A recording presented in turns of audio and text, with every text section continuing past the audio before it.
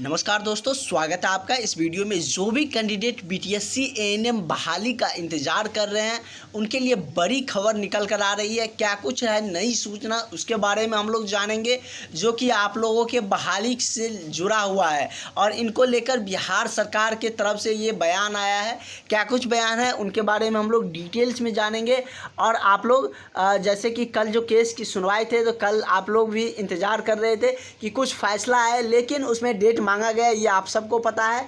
क्योंकि एक बार डेट जो होते हैं वो जो विपक्षी पक्ष होता है वो मांगता ही है, क्योंकि उनको भी समय चाहिए सारा प्रोसीजर को तैयार करने के लिए। लेकिन सुप्रीम कोर्ट बार बार डेट नहीं देते हैं और इन सारे को लेकर हम आपको और भी डिटेल्स बताएंगे कि काउंसलिंग का क्या कुछ आपका डेट रहने वाले हैं और इसमें किसका ज्वाइनिंग होंगे।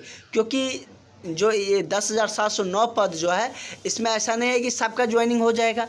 कैंडिडेट तो उतना का ही होंगे, लेकिन किसका होंगे, जो क्वालिफाई वाले हैं उनका, या जो 32,000 जो एएनएम बने अपना इंतज़ार कर रहे हैं काउंसलिंग का कि हमारा काउंसलिंग करवाया जाए, उनका होगा। तो इन्हीं बातों को हम लोग मेनली इस वीडियो में जानने वाले हैं और इन्हीं को लेकर बिहार सरकार के जो एडिशनल सेक्रेटरी हैं उनके द्वारा बयान आया है। क्या कुछ उनके द्वारा कहे गए हैं उन पर भी हम लोग चर्चा करेंगे। और साथ ही आप लोगों के कल के केस में क्या हुआ वो अब तक आप लोगों को क्लियर नहीं हुआ है, वो भी हम आपको बताएंगे कि क्लियरली किस रीज़न से कल डेट पोस्टपोन्ड हुआ और जो अगला डेट है वो किस दिन मिला है, उस पर भी हम लोग उस पॉइंट पर भी चर्चा करेंगे। क्योंकि सारे कैंडिडेट अब बहुत ही निराश हो चुके हैं, क्योंकि बहुत ज़्यादा समय लग गया है कि कब हमारा ज्वाइनिंग हो जाए। तो आखिरी हम लोग जानने वाले हैं कि कब तक आखिरी आप लोगों का ज्वाइनिंग हो जाए, उस पर भी हम लोग चर्चा करेंगे। तो बिहार सरकार के जो एडिशनल सेक्रेटरी है उन्होंने कुछ कैंडिडेटों को बुलाकर इन सारे बातों पर, इन सारे मुद्दे पर अपना बयान दिए हैं और कुछ कहे भी है।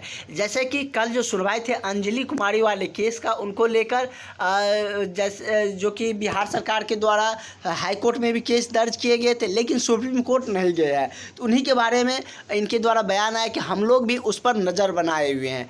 ना कि बिहार सरकार बल्कि आयोग भी, जो आपका आयोग है बीटीएससी, वो भी सुप्रीम कोर्ट के फैसले को इंतज़ार कर रहा है और उसमें प्रत्येक सुनवाई, प्रत्येक जो हेयरिंग है उस पर नज़र बनाए हुए हैं कि क्या कुछ सुप्रीम कोर्ट निर्णय देने वाले हैं।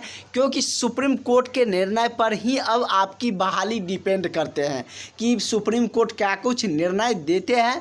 क्योंकि अब सुप्रीम कोर्ट में मामला गया है, तो अब आप लोगों का आयोग इसमें और भी अभी कुछ प्रक्रिया शुरू नहीं करेंगे जब तक सुप्रीम कोर्ट का फैसला नहीं आएंगे।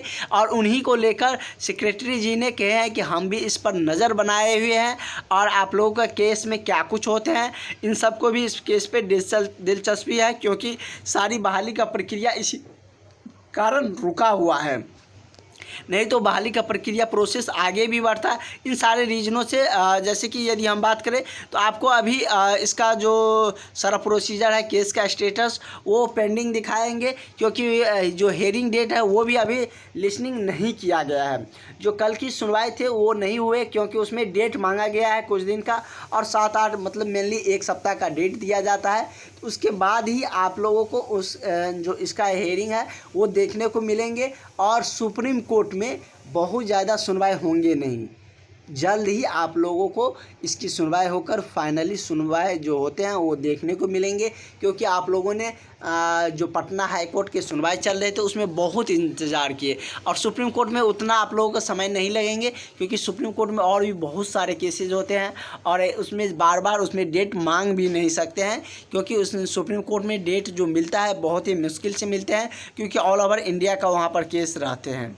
ऐसा तो है नहीं कि हाई कोर्ट है, हाई कोर्ट में कुछ ही केस रहते हैं, एक स्टेट का ही केस रहते हैं, लेकिन वहाँ सुप्रीम कोर्ट में बहुत सारे केसेज होते हैं। इसलिए वहाँ पर बहुत ज़्यादा आपको डेट मिलेंगे नहीं कि हमको मतलब कि समय चाहिए डॉक्यूमेंट्स जुटाने के लिए और भी प्रोसीजर के लिए। एक बार आपको समय मिल चुका है, फिर दोबारा आपको जो नेक्स्ट हेयरिंग होंगे उसमें इनकी सुनवाई देखने को मिलेंगे कि क्या कुछ इस पर थोड़ी देर इस पर बहस तो ज़रूर चलेंगे और उसके दौरान क्या कुछ निर्णय निकल कर आएंगे वो आप सबको भी पता चल जाएगा और उसकी जानकारी भी हम आपको बताएंगे। फिलहाल इसका जो डेट है हेयरिंग का वो नहीं दिया गया है। आप यहाँ पर देख सकते हैं कि अभी जो केस का स्टेटस है वो पेंडिंग बता रहा है। हेयरिंग का जो डेट केस की जो मोशन हेयरिंग है वो भी अभी नहीं मेंशन किया गया है। जैसे कि कल तक आपको यहाँ पर दिख रहा था, जो कि कल का डेट 27 का दिख रहा था, सीरियल नंबर भी दिख रहा था, कॉल लिस्ट सीरियल नंबर 27, लेकिन अब वो हट गया क्योंकि उसमें डेट मांगा गया है। अब नया जो डेट दिए जाएंगे और डेट कब मिलता है वो आप लोगों को पता चल जाएगा। जैसे कि आपने चैनल को सब्सक्राइब करके रखे हैं तो सारी जानकारियाँ आप तक पहुंचते रहते हैं। जैसे ही डेट मिलेंगे तो वो सारी जानकारियाँ भी हम आप तक ज़रूर पहुंचाएंगे। और इस केस पर सारे कुछ डिपेंड करते हैं कि इस केस का फ़ैसला क्या कुछ होते हैं, किस तरफ जाते हैं। और जैसे कि बार बार जो सुरजीत जी के पक्ष से जो भी एएनएम कैंडिडेट है उनके द्वारा भी मीटिंग रखा जा रहा है, उनके द्वारा भी बातें किए जा रहे हैं कि क्या कुछ अब किया जाए। उसमें सुप्रीम कोर्ट के फैसलों के लेकर जो बहस चलेंगे उसमें कैसे हम लोग मजबूती से पेश हो, तो उस पर भी हम लोग और भी डिटेल्स में हम आपको बताएंगे। फिलहाल ये सारी जानकारियाँ निकल कर आ रही थी जो हमने आपको सारी जानकारियाँ डिटेल्स में बता दिए, और आपको आगे की इन्फॉर्मेशन भी मिलते रहेंगे। किस वजह से केस का डेट बढ़ा वो भी हमने आपको रीज़न क्लियरली बता दिए। तो मिलते हैं नेक्स्ट वीडियो में और नए इन्फॉर्मेशन के साथ। और यदि आपने अभी तक चैनल को सब्सक्राइब नहीं किए हैं तो प्लीज़ चैनल को सब्सक्राइब कर लीजिएगा, इससे आपको सारी जानकारियाँ मिलते रहेंगे।